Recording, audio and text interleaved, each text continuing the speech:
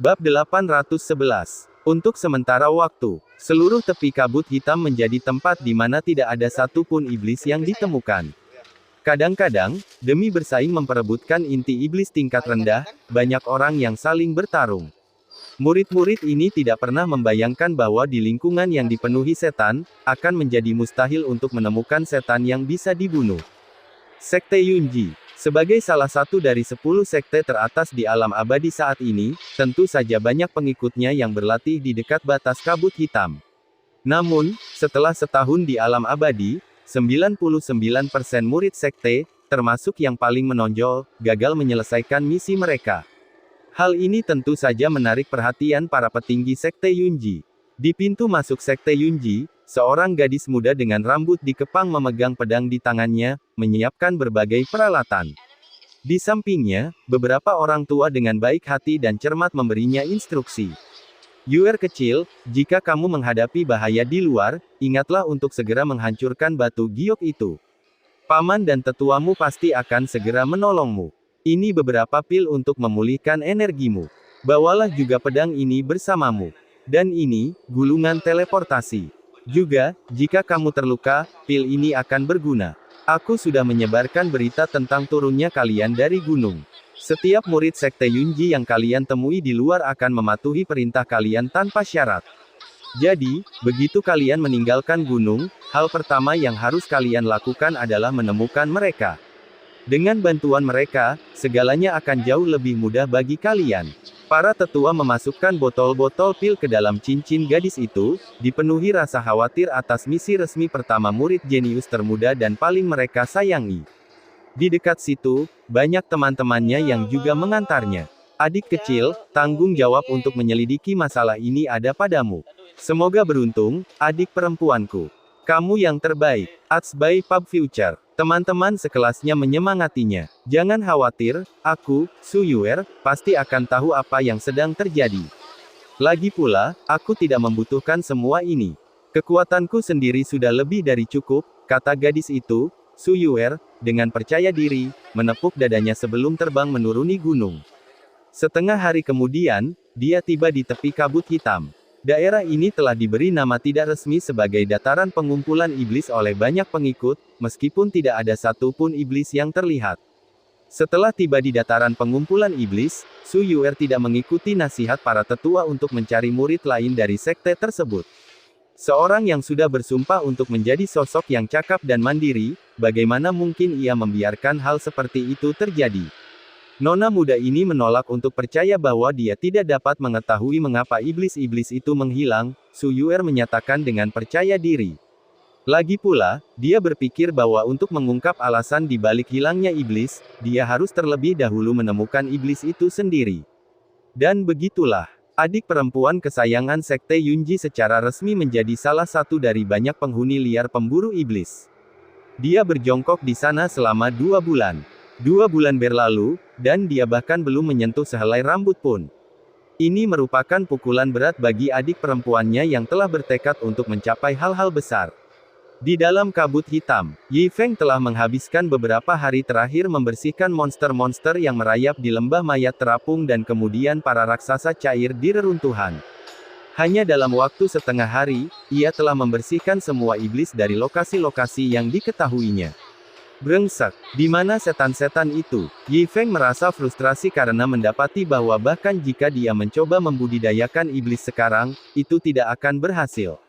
Ia mencari di banyak tempat di sekitarnya, tetapi, kecuali beberapa setan yang tersebar, ia tidak menemukan tempat berkumpulnya setan yang lain. Ini tidak bisa terus berlanjut. Yi Feng mengerutkan kening, merasa gelisah. Atsbai Pub Future. Dia memutuskan untuk keluar dan bertanya-tanya tentang informasi tentang di mana dia bisa menemukan tempat-tempat bertelurnya monster serupa. Saat Yi Feng berjalan keluar, dia tanpa sadar melewati kabut hitam dan mendapati dunia luar ramai dengan aktivitas. Wah, sungguh hidup. Mengapa tiba-tiba ada begitu banyak orang di sini? Ini adalah pertama kalinya Yi Feng keluar dalam setahun, karena ia benar-benar tenggelam dalam perburuan iblis dan tidak menyadari dunia luar. Ia terkejut melihat begitu banyak kota besar dibangun di daerah itu. Yi Feng tidak tahu apa yang telah terjadi. Sebelumnya, dia bisa saja mempelajari dunia luar melalui kepingan giok dari menara giok putih langit biru, tetapi kepingan itu pun tidak berfungsi lagi. Tapi abaikan saja itu. Pikiran Yi Feng sepenuhnya terfokus pada pencarian tempat berkumpulnya monster, jadi dia bergegas untuk bertanya-tanya guna mendapatkan informasi. Akan tetapi, saat memikirkan iblis-iblis ini, Yi Feng tak kuasa menahan diri untuk mengeluarkan sebuah bola ajaib kecil. Bola ini adalah sesuatu yang jatuh dari mayat iblis yang sudah mati.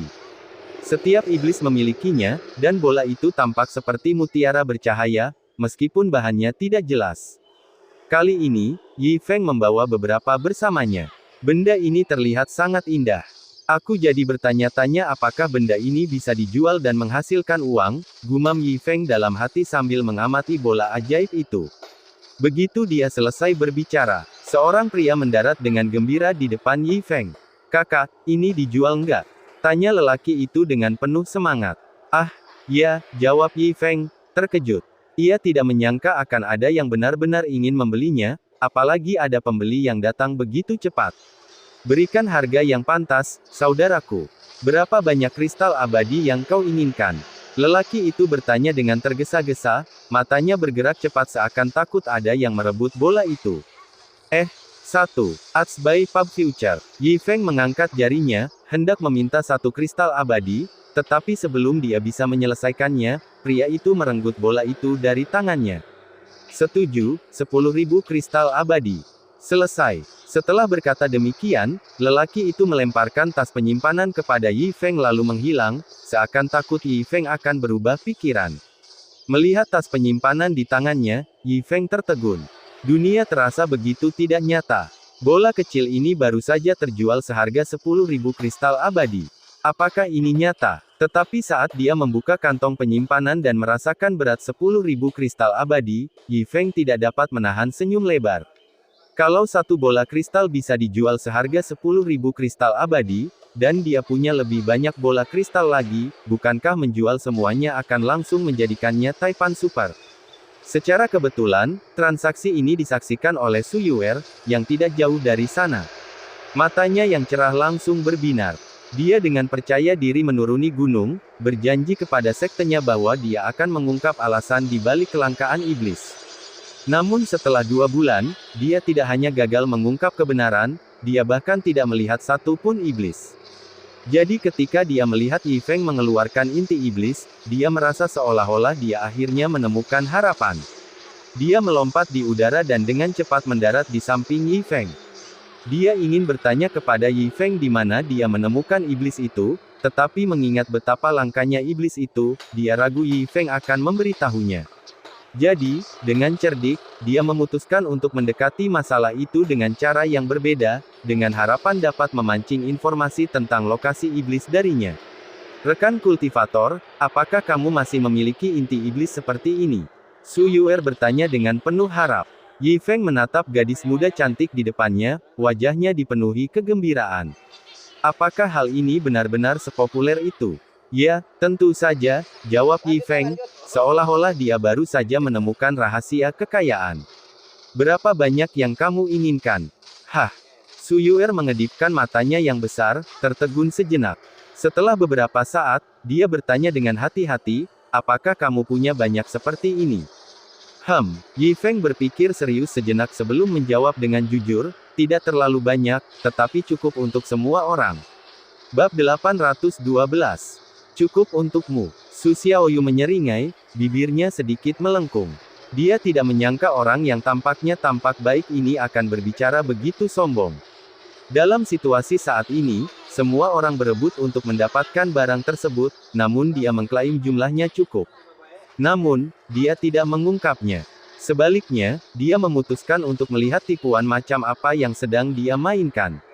"Baiklah, aku akan mengambil sebanyak yang kau punya," kata Su Xiaoyu. "Kau yakin?" Yi Feng membelalakkan matanya karena terkejut. "Tentu saja, aku yakin. Apakah aku terlihat seperti orang yang kekurangan uang?" Su Xiaoyu mengangkat dagunya sedikit, berbicara dengan nada bangga. Yi Feng meliriknya. Pedang panjang di tangannya berkilauan dengan cahaya redup. Lonceng yang tergantung di pakaiannya tampak seperti semacam harta karun. Bahkan jepit rambut di rambutnya tampak seperti artefak ajaib. Dia segera menyadari bahwa ini memang seseorang yang tidak kekurangan uang, kemungkinan besar berasal dari latar belakang yang kuat dan berpengaruh. Baiklah, tapi kau harus ikut denganku untuk mendapatkannya, kata Yi Feng sambil menghitung dalam benaknya berapa banyak uang yang bisa ia hasilkan dengan menjual semua manik-manik itu. Wah, jarinya tidak cukup untuk menghitung semuanya. Kau yang memimpin jalan, kata Su Xiaoyu. Maka, keduanya pun memulai perjalanan mereka. Sepanjang jalan, Yi Feng memainkan sedikit trik. Ia berpikir dalam hati, karena begitu banyak orang yang tertarik pada manik-manik ini, tidakkah orang lain akan mencoba bersaing dengannya untuk mendapatkan monster-monster itu? Tempat berkumpulnya monster sudah langka baginya, apalagi jika ada monster lain yang bersaing untuk mendapatkannya. Jadi, setelah beberapa hari, Yi Feng membawa Su Xiaoyu pada perjalanan memutar yang panjang sebelum akhirnya menuju pulau bayangan gelap dari arah lain. Hai, kamu seharusnya berjalan di belakangku dan memberi petunjuk arah dari sana. Di jalan, Su Yuer memanggil Yi Feng. Kenapa? Tanya Yi Feng bingung. Daerah ini jarang penduduknya. Jika kita menghadapi bahaya, Anda mungkin tidak dapat mengatasinya, jelas Su Yuer. Oh. Yi Feng menanggapi dan dengan patuh berjalan di belakang Su Yuer. Hanya, hal ini membuat Su Yuer kesal. Bagaimana dia bisa bersikap begitu acuh tak acuh? Sikap cerobohmu tidak akan berhasil, Su Yuer tidak dapat menahan diri untuk tidak menceramahinya. Kau tampak seperti pemuda tanpa pengalaman di dunia persilatan, hanya orang bodoh yang naif. Percayalah, saat Anda berada di luar sana, hal terpenting adalah selalu waspada dan bersiap menghadapi situasi apapun. Selagi dia berbicara, Su Yuer sesekali melirik sekelilingnya dengan mata besarnya, berpura-pura sangat berpengalaman dan dewasa. Oh, Yi Feng menanggapi dengan acuh tak acuh. Dia sibuk mengingat berapa banyak monster yang telah dibunuhnya dan berapa banyak manik-manik yang telah dikumpulkannya. Menghadapi tanggapan dingin Yi Feng, Su Yuer sangat tidak senang. Dia berharap ada bahaya yang muncul sehingga dia bisa menunjukkan kepada pria yang tidak tahu apa-apa ini betapa hebatnya dia. Mungkin permohonan hatinya menggerakkan langit, karena semak-semak di dekatnya berdesir, seolah ada bahaya besar yang mengintai di sana.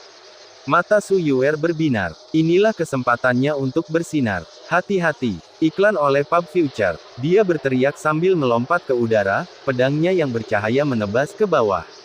Asteris merobek. Asteris. Pohon di dekatnya roboh dengan suara keras, dan cipratan darah pun muncrat keluar. Su Yuer mendarat dengan anggun. Melihat ekspresi Yi Feng yang tampak gelisah, dia tidak bisa menahan diri untuk menghiburnya, jangan takut. Dengan adanya aku di sini, bahayanya sudah teratasi. Sejujurnya, jika aku tidak ada di sini hari ini, kamu pasti akan mendapat masalah. Kurasa tidak akan seburuk itu, kan? Ekspresi Yi Feng berubah aneh saat dia mengangkat alisnya. Apakah kau tahu betapa berbahayanya makhluk yang bersembunyi di sana tadi? Saat berbicara, Su Yuer menoleh untuk melihat mayat itu dan menemukan seekor babi hutan terbelah dua tergeletak di tanah. Dia tersedak kata-katanya, wajahnya langsung memerah. Meskipun itu hanya babi hutan biasa, seorang pembudidaya tetap bisa terluka jika mereka tidak berhati-hati, Su Yuer tersipu, dengan canggung mencoba menjelaskan.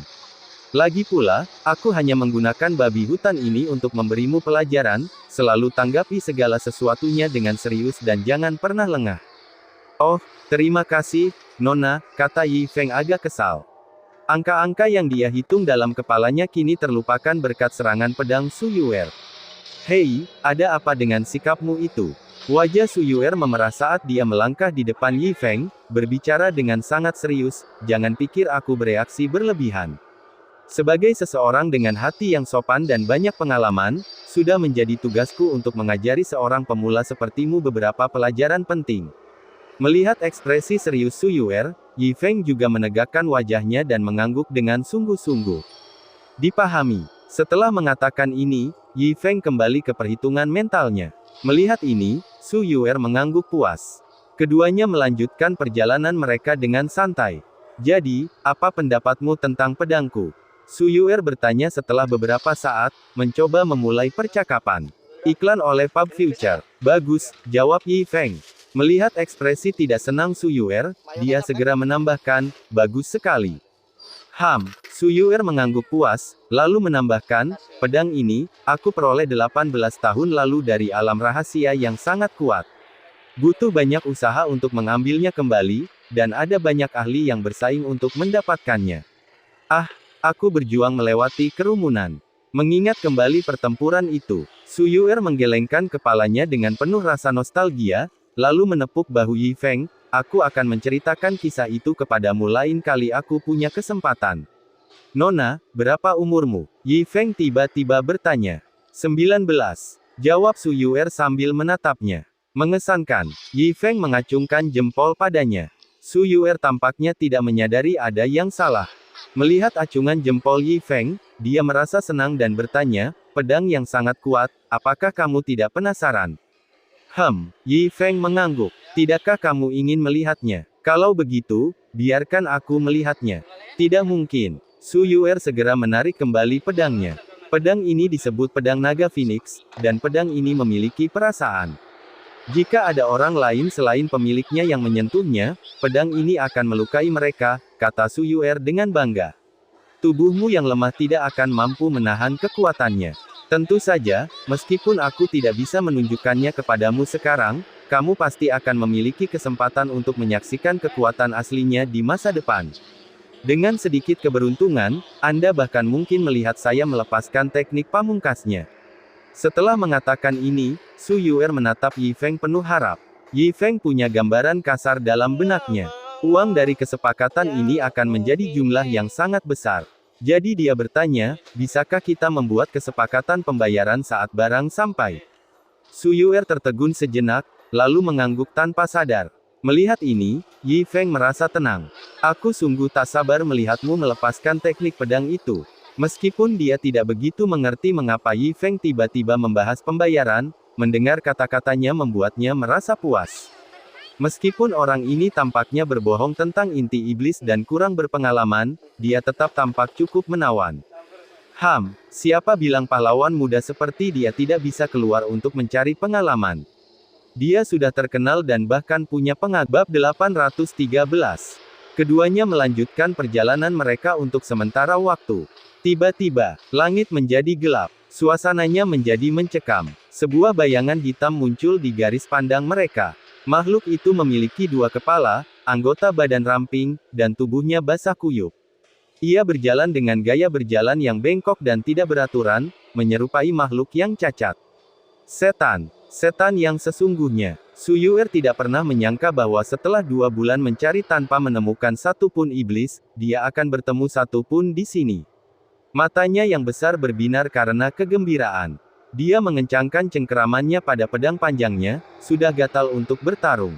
Jika dia bisa mengalahkan iblis ini, dia tidak hanya akan mengungkap alasan di balik hilangnya banyak iblis dari area kemunculannya, tetapi yang lebih penting, dia bisa melaporkannya kembali ke Sekte Yunji. Siapa yang berani meremehkannya? Misi percobaannya yang pertama, dan dia sudah akan mengalahkan iblis yang sangat tangguh, tentu saja, dia akan mendapatkan kekaguman. Dan dengan seseorang di sini yang menyaksikannya secara langsung, itu hampir terlalu mendebarkan. Selamat, kau telah menyaksikan kekuatan pedang naga Phoenix, kata Su Yuer dengan sungguh-sungguh kepada Yi Feng. Tapi iblis ini sangat kuat, jauh melampaui inti iblis yang kau jual padaku. Sekarang, dengarkan perintahku. Mundurlah sejauh yang kau bisa dan pastikan untuk melindungi dirimu sendiri dengan segala cara. Juga, pertarungan antara aku dan dia akan sangat dahsyat. Apapun yang terjadi, jangan mendekat. Kalau tidak, nyawamu akan terancam. Mengerti? Su Yuer memberikan instruksinya dengan sangat serius. Yi Feng mengangguk. Dia mundur ke samping. Melihat Yi Feng melangkah mundur, ekspresi Su Yuer juga berubah serius. Untuk pertempuran pertamanya selama misi percobaannya, dia harus meraih kemenangan gemilang. Tangannya yang seperti batu giok bergerak sedikit, menyebabkan pedang panjangnya bergetar pelan. Kemudian, gelombang energi menyelimutinya, dan cahaya yang menyilaukan meletus. Selanjutnya, dia mengaktifkan jimat, dan penghalang transparan muncul di sekelilingnya, berkilauan dengan cahaya lembut, memberinya pertahanan yang sempurna. Dia kemudian melemparkan 18 bendera formasi, yang membumbung ke langit sebelum mendarat dalam pola rumit di sekelilingnya. Bendera-bendera itu dihubungkan oleh berkas cahaya, membentuk formasi yang mengelilingi Su Yuer dan memberinya berbagai peningkatan. Tangan Su Yuer bergerak lagi, membentuk serangkaian segel tangan yang rumit. Saat segel terakhir selesai, sebuah gulungan emas terbang ke udara. Seberkas cahaya turun dari gulungan itu, mengunci iblis berkepala dua itu dengan kuat dan melemahkannya. Akhirnya, dia memuntahkan setetes darah vital, yang jatuh ke selembar batu giok di tangannya. Sepotong batu giok itu bersinar terang sebelum hancur menjadi cahaya bintang yang mengembun di tanah, membentuk seekor singa emas agung yang meraung ganas, siap membantunya dalam pertempuran. Penghalang pelindung, penguat peningkatan, debuff pada musuh, dan bahkan hewan peliharaan pertempuran. Sungguh kemewahan. Apakah ini kekuatan seorang kultivator? Dari pinggir lapangan, Yi Feng tidak bisa menahan rasa takjub. Tanpa sadar ia melirik pedang besi berkarat di cincinnya dan siput setengah mati tergeletak di sampingnya. Kesenjangan di antara mereka benar-benar lebar. Dalam sekejap mata, Su Yuer, yang sekarang sudah sepenuhnya bugar, menyerang iblis berkepala dua itu, sambil memegang pedang panjang di tangannya. Ia melompat ke udara. Pedang pertama, segala sesuatu. Pedang kedua, gunung dan sungai. Pedang ketiga, langit dan bumi. Pedang keempat, sebab dan akibat. Su Yuer berteriak sambil melepaskan 4 serangan pedang yang dahsyat. Seketika, cahaya pedang yang menyilaukan yang tak terhitung jumlahnya memenuhi langit, membelah udara dan menciptakan riak-riak yang menolak untuk berhenti. Teknik pedang yang sangat kuat. Dari kejauhan, Yi Feng tak kuasa menahan diri untuk memuji. Hanya pemandangan itu saja sudah membuatnya merasa tidak mampu. Itu benar-benar pesta visual yang luar biasa. Inilah kehebatan seorang murid dari sekte besar, sungguh luar biasa. Dan kemudian ada dia, dengan perlengkapannya yang menyedihkan. Rasa iri pun muncul dalam dirinya. Namun, itu semua sia-sia. Cahaya pedang yang menyilaukan itu bahkan tidak berhasil memotong sehelai pun rambut iblis berkepala dua itu. Apa? Su Yuer benar-benar terkejut. Dia tidak bisa menerima hasil ini. Dengan lambaian tangannya, dia memerintahkan. Singa ganas, serang, mengaum. Singa yang dipanggilnya mengeluarkan raungan dahsyat, memamerkan taringnya saat menerkam ke arah iblis berkepala dua. Merobek. Singa perang itu dirobek menjadi dua oleh iblis berkepala dua, hilang begitu saja. Bagaimana ini mungkin? Wajah Su Yuer memucat, namun iblis berkepala dua itu sudah menyerbu ke arahnya. Bendera formasi, aktifkan. Su Yuer segera membentuk segel tangan, dan bendera formasi bergeser, berusaha menahan iblis itu. Namun akibat serangan iblis, ke-18 bendera itu pun roboh. Pada saat yang sama, gulungan emas di langit meredup, kehilangan cahayanya. Setan berkepala dua itu mengayunkan cakarnya, menyerang penghalang pelindung Su Yuer. Penghalang itu terkena hantaman, dan sebuah retakan pun muncul. Serangan berikutnya terjadi, dan retakannya bertambah besar. Pada saat ini, Su Yuer benar-benar panik. Dia bingung harus berbuat apa. Dia benar-benar meremehkan iblis ini, kekuatan mereka berada pada level yang sangat berbeda. Saat serangan iblis berkepala dua itu semakin sering, retakan pada penghalang itu semakin lebar. Pikirannya menjadi kosong, matanya dipenuhi ketakutan. Dia tidak tahu harus berbuat apa, hanya bisa berteriak secara naluriah, "Tolong!" Saat suaranya terdengar, iblis berkepala dua itu menghancurkan penghalang pelindungnya dengan satu serangan lalu mengayunkan cakarnya ke arahnya lagi. Tidak ada jalan keluar. Dia tak punya trik lagi. Namun, tepat saat dia mengira dirinya akan hancur, sebilah pedang besi berkarat turun dari langit, menebas tepat di depan hidungnya. Dia dapat melihat dengan jelas karat pada gagangnya. Namun, pedang inilah yang, di matanya, tampak tumbuh jauh lebih besar, meninggalkan bekas yang panjang. Pedang itu membawa aura yang luar biasa, penuh dengan kekuatan yang mengerikan, dan dengan kekuatan yang dahsyat, pedang itu membelah iblis berkepala dua itu menjadi dua. Menatap mayat iblis itu, Su Yuer terdiam, pikirannya memutar kembali serangan mengerikan itu. Begitu kuat. Bibirnya sedikit bergetar. Pandangannya beralih ke samping, di mana dia melihat si bodoh berjubah putih mengambil inti iblis hitam dari tanah, meniupnya pelan, lalu berjalan pergi dengan acuh tak acuh sambil bergumam, 10.000 koin lagi. Su Yuer butuh beberapa saat untuk tersadar dari lamunannya. Dia segera mengejarnya. "Hei, Teknik pedang apa yang baru saja kau gunakan? Keren sekali, luar biasa. Su Yuer bertanya dengan kagum. Teknik pedang tadi. Yi Feng berpikir serius sejenak, lalu menoleh ke Su Yuer dan berkata, sebut saja ini serangan dasar. Bab 814. Nama yang aneh. Su Yuer tak dapat menahan diri untuk bergumam. Melihat Yi Feng berjalan di depan, Su Yuer segera mengikuti dan meraih lengannya. Guru, Anda sungguh hebat, kata Su Yuer penuh kekaguman. Yi Feng sedikit mengernyit. Bukankah dia baru saja membunuh monster air berkepala dua? Dia telah membunuh ratusan ribu makhluk itu. Apa yang begitu mengesankan tentang hal itu? Apakah dia mencoba mendekatinya untuk menawar harga? Mustahil. Yi Feng dengan cepat melepaskan Su Yuer. Namun Su Yuer kembali memeluknya. Guru, apakah Anda adalah tipe orang yang dibicarakan oleh para paman dan senior saya, orang yang berpura-pura lemah tetapi sebenarnya sangat kuat?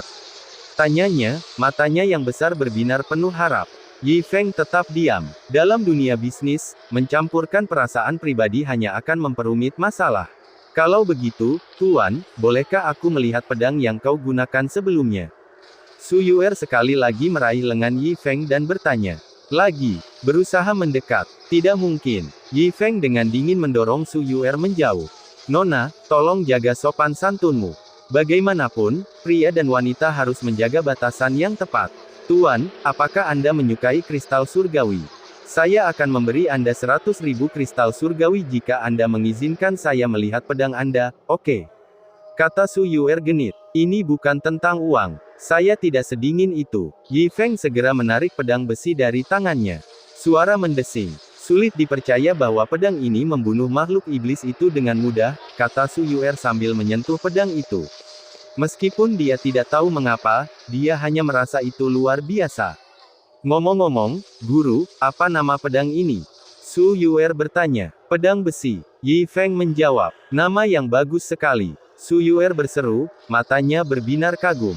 Dia mengayunkan pedang beberapa kali sebelum dengan enggan mengembalikannya ke Yi Feng. Saat mereka terus berbicara, mereka menyadari bahwa mereka telah tiba di sebuah sungai. Sungai ini merupakan sungai buatan yang dibangun di sepanjang tepian kabut hitam, dipenuhi dengan berbagai susunan yang dirancang untuk mencegah kabut menyebar.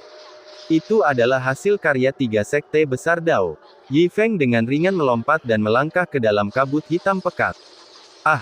Di belakangnya, Su Yuer berteriak kegirangan, menutup mulutnya sambil berseru, Tuan, Anda sungguh hebat. Anda melompat begitu saja seolah-olah tidak terjadi apa-apa. Yi Feng memutar matanya. Gadis ini terlalu dramatis. Tidak bisakah dia memuji sesuatu yang realistis? Itu hanya menyeberangi sungai. Kekagumannya yang berlebihan membuatnya merasa canggung. Tuan, bolehkah aku ikut denganmu? Su Yuer bertanya dengan penuh semangat. Memasuki kabut hitam, membayangkannya saja sudah mendebarkan. Jika dia menceritakan hal ini kepada orang lain, itu pasti keren sekali. Arts by Pub Future. Datang saja ke sini. Itu hanya sungai, kata Yi Feng dengan jengkel. Mendengar ini, Su Yuer merasa semakin terinspirasi untuk menjadi seseorang seperti Yi Feng. Tanpa berpikir dua kali, dia melompat ringan dan meloncat pula. Tindakannya sungguh memperlihatkan keberanian seekor anak sapi yang baru lahir. Bagi orang biasa, siapa yang berani menyeberangi sungai ini? Sentuhan kabut hitam sekecil apapun akan membawa konsekuensi yang tidak dapat diubah. Mereka berdua berjalan menuju kabut hitam. Bagi Yi Feng, menyeberangi sungai tidak membuat banyak perbedaan, hanya sedikit lebih tenang. Tetapi bagi Su Yuer, semuanya gelap gulita, jadi dia berpegangan erat pada lengan Yi Feng, mengikutinya langkah demi langkah. Namun, wajahnya dipenuhi kegembiraan dan jantungnya berdebar kencang. Berjalan melewati kabut hitam. Nah, ini yang disebutnya pelatihan sesungguhnya. Para murid yang berjongkok di sekitar Demon Plains untuk memburu para iblis. Sungguh lelucon. Dia, wanita muda itu, telah sampai di markas para iblis. Siapa yang bisa membandingkan? Namun, karena dia tidak bisa melihat, dia tidak bisa menahan diri untuk bertanya, Guru, saya tidak bisa melihat apapun. Bagaimana Anda bisa melihat? Oh, ini agak gelap, kata Yi Feng sambil melirik langit. Langit memang agak redup, tetapi tidak terlalu gelap sehingga orang tidak bisa melihat. Mungkinkah para petani juga menderita rabun senja? Dengan suara desiran, sebuah obor muncul di tangan Yi Feng, seketika membubarkan kabut hitam dan menerangi sekelilingnya. Su Yuer tertegun, mulutnya menganga. Dia belum pernah mendengar sesuatu yang dapat menyala dan bahkan menghilangkan kabut hitam. Arts by Pub Future. Namun, Yi Feng dengan santai mengeluarkan sesuatu yang dapat melakukan hal itu. Ini sungguh luar biasa. Tuan, harta karun apa yang ada di tanganmu? Sungguh menakjubkan, kata Su Yuer dengan gembira, jantungnya berdebar kencang. Sebuah obor, jawab Yi Feng. Sebuah obor. Dari namanya saja sudah terdengar sangat hebat, kata Su Yuer dengan antusias. Pasti sangat berharga, bukan? Ya, Yi Feng mengangguk. Obor itu tidak murah, ia dibuat dari bahan berkualitas tinggi. Satu obor saja nilainya setara dengan satu kristal surgawi. Mereka berdua terus berjalan menembus kabut hitam, dan setelah setengah hari, mereka akhirnya tiba di lembah mayat, yang dipenuhi begitu banyak mayat hingga menumpuk menjadi sebuah gunung kecil. Saya jarang datang ke sini karena monster di sini levelnya terlalu rendah. Saya perkirakan jumlahnya sekitar 7 hingga 800 ribu, kata Yi Feng santai. Tidak ada jawaban untuk beberapa saat. Yi Feng menoleh ke arah gadis itu dan mendapati dia berdiri tercengang, mulutnya menganga. Dentang, pedang Su Yuer terjatuh ke tanah. Dia menoleh ke arah Yi Feng. Tuan, ini yang Anda sebut, tidak sering. Ya, Yi Feng mengangguk serius, sambil menunjuk ke depan. Ada 3 tempat seperti ini di depan. Jika digabungkan, seharusnya ada sekitar 3 juta. Dentang, pedang yang baru saja diambilnya terjatuh ke tanah lagi. Aku. Su Yuer membuka mulutnya, tetapi wajahnya tampak semakin bersemangat. Tidak heran setan-setan itu menghilang. Mereka semua ada di sini. Seperti inikah sosok guru sejati? Memanipulasi segalanya dengan mudah. Inilah kehidupan yang ingin ia jalani, bukan pelatihan yang membosankan atau menjadi murid junior. Ia ingin menjadi seseorang seperti Yi Feng. Bab 815. Guru, apakah Anda membunuh semua setan ini? Su Yuer bertanya. Tentu saja, Yi Feng menjawab. Kalau begitu, bolehkah aku bergabung denganmu? Su Yuer berpegangan erat pada lengan Yi Feng, matanya dipenuhi harapan. Apa maksudmu? Yi Feng mundur selangkah, menatapnya dengan waspada. Wanita ini, apakah dia mencoba mencuri hasil buruannya? Tuan, maksudku, bisakah kau membawaku saat berburu? Aku akan menonton dari samping saja, dan mungkin kau bisa membiarkanku membunuh satu saja, kata Su Yuer dengan sungguh-sungguh sambil mengangkat satu jarinya. Jika dia mengerahkan segenap kemampuannya, dia mungkin dapat mengalahkan satu iblis. Selama dia membunuh satu orang sambil mengikuti tuannya, mereka akan menjadi kaki tangan. Maka dia juga akan menjadi dalang yang membuat semua orang menari di telapak tangannya. Sungguh pikiran yang menyenangkan. Tunggu, bukankah kau bilang kau ingin membeli manik-manik itu, sebanyak yang kau bisa? Yi Feng mengulurkan tangannya. Tunjukkan padaku uangnya. Uang bukan masalah, tetapi kamu punya banyak sekali di sini. Aku tidak punya banyak kristal surgawi. Bisakah aku membayarmu dengan mencicil? Tanya Su Yuer. Yi Feng mengusap dagunya. Benar. 10.000 kristal surgawi per manik, dan ada 3 hingga 4 juta manik di sini. Itu berjumlah beberapa miliar. Tidak mungkin bagi gadis ini untuk menghasilkan sebanyak itu sekaligus. Itu bisa diterima, tapi aku butuh uang muka, kata Yi Feng serius. Dan tidak ada pengembalian uang jika kau membatalkannya. Su Yuer segera mengeluarkan kantong penyimpanan yang berisi jutaan kristal surgawi dan menyerahkannya kepada Yi Feng. Yi Feng tersenyum. Beban itu terasa sangat memuaskan. Tuan, bisakah Anda menyetujui permintaan saya sebelumnya? Su Yuer bertanya penuh harap lagi. Biarkan saya mengikuti Anda. Tidak. Yi Feng menolak mentah-mentah. Jangan khawatir, aku pasti akan kembali untuk mengambil uang. Tapi sebelum itu, bolehkah aku tinggal bersamamu sebentar? Aku hanya ingin mengikutimu. Kemanapun kau pergi, aku akan ikut, kata Su Yuer sambil berpegangan erat pada lengan Yi Feng dan menjabatnya. Tidak. Yi Feng menolak lagi. Mengesampingkan fakta bahwa gadis ini perlu mengumpulkan uang, apakah dia pikir mengikutinya kemana-mana tidak akan mengeluarkan biaya apapun?